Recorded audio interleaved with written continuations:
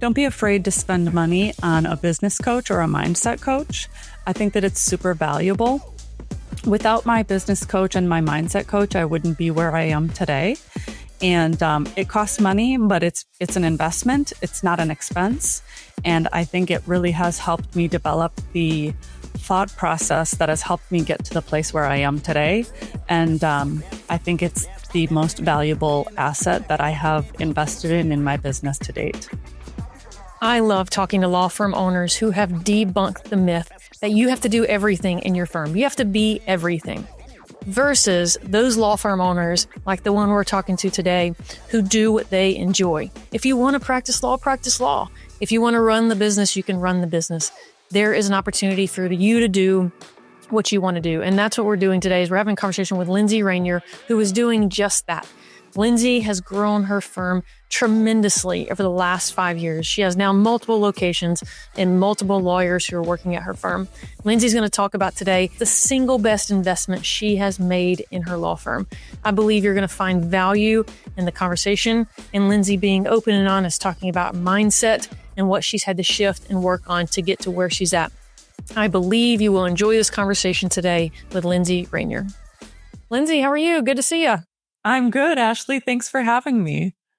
Of course. I'm really excited to talk to you today. So before we get started, tell everybody who you are, what do you do, and where do you do it? Yes, thank you. So I'm Lindsay Renier.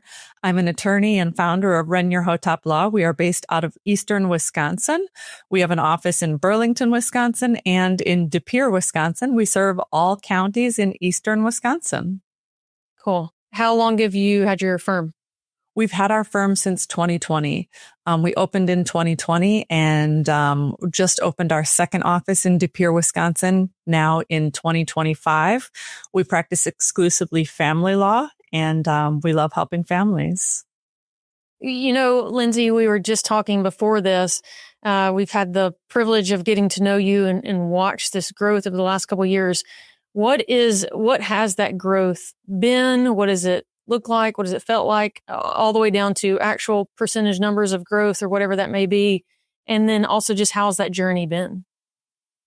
It's been really fun. I guess my biggest challenge has been not allowing myself to be stressed out about it. And I have a Post-it note on my screen here that just says, enjoy the ride. This is an adventure. I just have to remind myself that like the process is what I'm supposed to be enjoying. It's not the outcome. It's not the results. It's the process. And the process of helping families is what I love to do every day. So I just need to remind myself to enjoy the process. Throughout that, we started in 2020. The first client that I helped, she still keeps in contact with me. She sends me pictures of her family. It was a relocation case that I had in Waukesha County, and I was able to help her relocate with her daughter down to Texas, from Wisconsin down to Texas. And I literally sobbed tears when we won that case, and we hugged each other. It was wonderful. It's those types of stories that help me continue on my journey every day of helping people. And so that was in 2020. We started out with revenue of $267,000 in 2020, which was mind blowing to me. I had no idea that I could make that much money in 1 year as a lawyer. That's more money than I had ever made in my entire life. And we have grown over 800% since that time in revenue in 5 years. We now have, I'm losing track of how many employees we have. We have like 9 or 10 employees now. I'm hiring 3 new attorneys as we speak. We, like I said, opened our second office, and the journey has been, more of a mindset strength journey. I've had to work mostly with mindset coaches to navigate through this journey. I've worked with business coaches as well, working on financial growth, business strategy growth, marketing growth, which you've helped me out a lot with in my SEO growth. But my biggest challenge has been mindset and learning that I can do this, that I have the strength to do this, that this is my goal, this is my purpose, this is my journey. And so yeah, from 2020 until now, this is our journey, and this is where we're going. What hang up have they helped you overcome? That mindset coach. You said, I'm equipped. I'm smart enough. I'm bright enough. I'm strong enough. I'm all those things. I'm sure you and I both are looking in the mirror every morning, reciting this mantra in this, where females owning a business in a male dominated industry. It's hard. We're young families. We have a lot of moving complexity parts to us. For you, what is like the biggest hang up that you've had to overcome? Absolutely. That's such a good question because it's the fear. It's this innate fear that I have of overcoming the next step and overcoming the barrier of that next step. I get to a certain point and I feel like I want to stop. And I have to talk through that stopping point with myself and ask myself, why do you feel like you want to stop? What is that fear and why do you feel that fear? And why are you not pursuing your passion? And so it's the fear of moving through to the next step that is the hurdle that I need to overcome regularly, that I work through with my business coach and my mindset coach. How often are you having those conversations with them? Well, I meet with my business coach every morning for 15 minutes, and that's a group call on a Zoom call. And then we have a Q&A every Wednesday for an hour where we get to ask questions about challenges that we're having, opportunities that have come up, issues in the business, issues in our personal life. So I would say, how often am I actually able to ask questions? I can text him anytime, but usually on Wednesdays at noon is when I'm preparing to ask my questions about my specific issues that have come up in my business. Okay. So frequently. Yeah. It's nonstop. I mean, it's not like, one day all of a sudden all of the challenges in a business stop. There are constantly opportunities that are coming up and challenges that you need to view as opportunities. It's a continuous process. Yeah. Are you still practicing or are you more in the management role? I'm still practicing, but not nearly as much as the other full-time attorneys in my office. I'm mainly administration and managing the offices, leading the attorneys, leading the paralegals, leading the operations and the client experience members of our team through the daily operations. And I practice on some cases. I practice law with some cases, but not nearly a full caseload.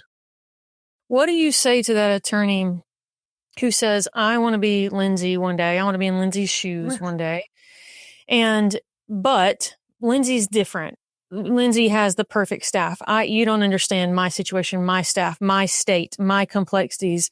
I'm never going to be able to get out of the day to day. Nobody's going to be able to guide our clients as good as me. What do you say to that person? I was there. I've been in, the beginner steps of running a law office, and I never thought that I would be in the place that I am now today. This is an absolute dream to me.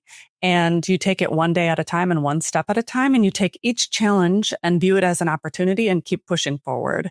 And you hire one attorney, one paralegal, and you move forward. You lead that attorney to do the best that they can. And then when you get enough cases or you see the need for, another attorney, you hire that next attorney or that next paralegal, and you lead and you grow with that attorney. It's one step at a time. You don't look 10 years into the future. You look just a small step into the future and take it one opportunity and one challenge at a time. What are the protocol or the operations, maybe the operational backbones that helps you get to where you're at? Because you don't grow without having good operations or the whole thing crumbles underneath you. What are some secrets or keys or things that you've done operationally? Mm-hmm. I would say the systems, the policies and procedures are really helpful. They are the backbone to growing a law firm. And people say that all the time. And I kind of thought, like, what does that mean? Like, what are systems? What are policies and procedures? And that's what one of my business coaches really helped us develop is getting on Loom, recording what we do, from how to open a file, get that on Loom and get it transcribed on Loom and then create your SOP from there. So the systems, the policies and procedures are really helpful because then say a paralegal is out for 10 days going to somewhere fun, doing something great. You have someone step in, you can just say, follow these policies and procedures. That's how we do things. So It's really great when somebody, steps out of the office, you need someone to backfill. Or if someone's sick, someone's on maternity leave, something like that, you need to rely on these systems and policies and procedures. Man, I feel like I could work for Loom. I'm the biggest proponent. I'm constantly telling people about that platform so for those of you who are not familiar, record your screen and you're walking through how you do something. I use it on the sales side and with our employees of here's how to do this thing. Now save this, and for future employees know how to do it. But then for prospects or even clients who we were fortunate where we've outgrown the number of clients I can talk to every day. But sometimes I can just pump out a bunch of Loom videos explaining the process or the strategy because I'm still very involved in our client strategy. I'm not face to face with them. And the Loom provides such a great opportunity for that. So I'm so glad you spoke to that of it really just starts one process at a time, one SOP at a time. We use this analogy here. One of our team members told me about this a long time ago, but the peanut butter jelly analogy, I think some people learned this in school of if you had to write down for someone how to make a peanut butter jelly sandwich, you would say, take the bread, take the little thing off the bread, take one piece out, put it on a plate, write your SOPs that way. Don't overcomplicate it. Just make sure it can, if so-and-so leaves and they're going on a fun trip, that someone can hand them this SOP and it walks them from top to bottom. And it's easy to navigate that SOP. That's such a good analogy. I think I might steal that from you, that peanut butter and jelly. That's great. Yeah, it is because you open up so many SOPs from your team and you're like, guys, you didn't even mention that all of this is to be done in QuickBooks and then Monday.com. You just immediately said, go to this tab. Well, what platform am I in? Oh, you're in QuickBooks. I didn't know that. How did I know to send invoices from there? Well, you would just know that. Well, how? Right? Like it's, if something were to happen to me today, would you guys know what to do? If I stepped out for a week, there's a good book. My business coach talks about this. I can't think of the name of it. But it's every business should be able to get to a point in their business where you could leave for a month. Every year, you should leave for a month. You should do that so your business can continue to find holes to plug without you. Do you think you could leave for a month? You know, I just left for 10 days and my business ran seamlessly. And that was a huge challenge for me. I am very type A. I love to be involved. I love to know what's going on. And it was a huge challenge for me to be able to walk away for 10 days and trust that everything would go fine. So I'm at 10 days. And I would love to get to a month. My goal is to get to a month. I don't know where I would go. I'm sure I could find something, but I have yet to get to a month. But that is one of my goals. Yeah, that's a good one. I leave in 2 days for Montana, so I'm pretty excited. I leave often. I mean, my husband and I have a wonderful life and travel and do all the things. But I'm like truly, I'm out. I'm in the mountains of Montana, no cell service. So we'll see. Where in Montana? So we're going to, it's far north Montana, right on the Canadian border. Whitefish, Montana. Yeah. So we're hiking Glacier National Park. We're going to a music festival that's up there. So we'll see. But I agree of like the idea of being able to step away for a month. And then whatever holes you find, you can patch them for next time. Right. Mm-hmm. So let's go back to, you talked about Loom just a moment ago. I don't think in today's time you can grow without really leaning into the technology piece. Mm-hmm. Tell me some ways that you all have leaned into technology in different areas of your business. So we use AI quite a bit. We use AI. We use Billables AI for our billing. Billing takes a lot of time. Every time you do something, you need to bill for it.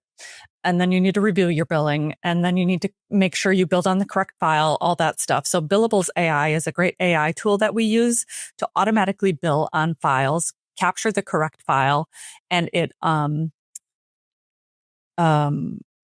captures what you're doing in a very mysterious way. I don't exactly understand how it works, but it does. And it summarizes what you're doing and bills the exact amount of time that you spent doing it. So we use AI as Billables AI. I use actually Chat GPT for business planning quite a bit.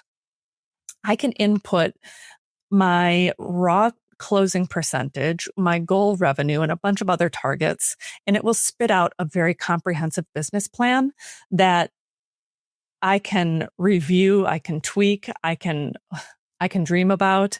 And it is wonderful with business planning. Of course, I use it for, what everybody else uses it for, drafting emails, drafting not documents, but letters or something like that. I don't use it for research. I don't find it to be very accurate for research. But our main usages are for accurate billing on files and my business planning, marketing targets, things like that. Yeah, it's such a great resource to put. I think that's probably an easily a missed opportunity or slept on opportunity from a lot of people of what you can give to chat and ask it to dissect for you. I wear a Whoop. I just took it off for the aesthetic purposes of this interview. But I took the data from my Whoop recently, and I had a bunch of blood work done, and I gave it a chat. And I said, do you see any inconsistencies? Do you see any discrepancies? Do you see anything I should be concerned about? It was fascinating. I mean, I'm here to say I'm still alive and healthy, but it was fascinating, right? And I think that's a missed opportunity to export your P&L from QuickBooks, export your numbers from your sales tool, from your CRM, and give it to chat and work with it. Chat is as good as Chat or Grok or any of them that you're using. They're as good as your input. But I think that's a missed one. And that's a good one. I'm glad you brought that up, Lindsay. For you lawyers out there, just download all your data and feed it to Chat or Grok or whatever you're using and start talking to it of, here's all this information. Here's what I'm wanting to learn. What can you help me glean from this information? It's easy to do. I just think it takes really thinking outside the box with that kind of stuff. And you're right. It is only as good as the data that you put into it.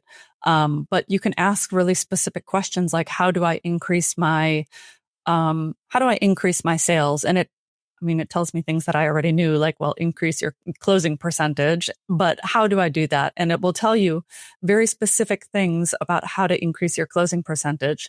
So it's super helpful and I love using it. Yeah. How are you encouraging your staff to use it? With the Billables AI, I can tell on their billing whether they use it or not, because when it says, in correspondence from Billables AI will enter the person's first name, last name, and email address. If that's not in there, I can tell that they're not using it. So I'll say, hey, if you're not using it, that's fine, but then we won't pay the prescription fee for it. So just let me know if you're not using it. It doesn't bother me either way. But we do find it to be very helpful. So let's talk about that.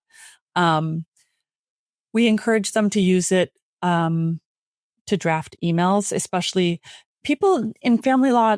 Clients are going through a really traumatic and difficult time. So we get aggressive emails all the time. And we don't take it personally, but in responding, we have to respond in a very caring and empathetic way. So we encourage them to put the email response, our proposed response, into Chat GPT and say, how can I be more empathetic? It really helps in tempering the aggression that comes from clients sometimes. And it's totally understandable because they're going through a very traumatic and difficult time.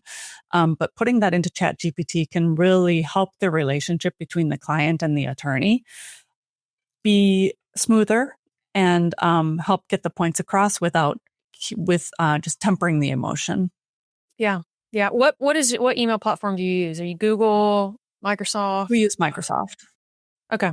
We're a Google company, and Gemini is bolted onto everything. I will say, and I don't know other email platforms. I'm not as intimately familiar as I am as Google. But man, Gemini bolted onto your Gmail account. It corrects every email if you want it to. It summarizes everything. I'm sure a lot of other platforms like that.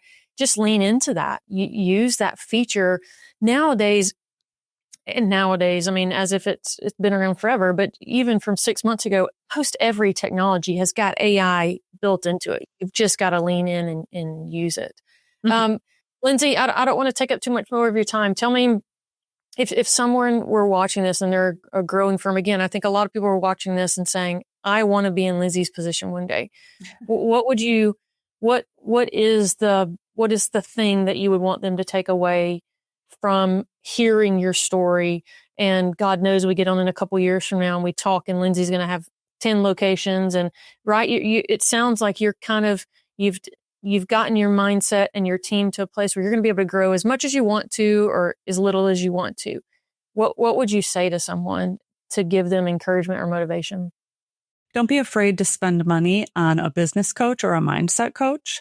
I think that it's super valuable. Without my business coach and my mindset coach, I wouldn't be where I am today. And it costs money, but it's an investment. It's not an expense. And I think it really has helped me develop the thought process that has helped me get to the place where I am today. And I think it's the most valuable asset that I have invested in my business to date. Man, that's a great answer. I wasn't expecting that. That's a good one. Invest in yourself and then with a business coach. Lindsay, how can people find you? Where can they find you online? Our website address is therhlawoffice.com. That's T as in Tom, HERH, lawoffice.com. And our phone number is 262-782-3412 for new clients. And we would love to hear from you.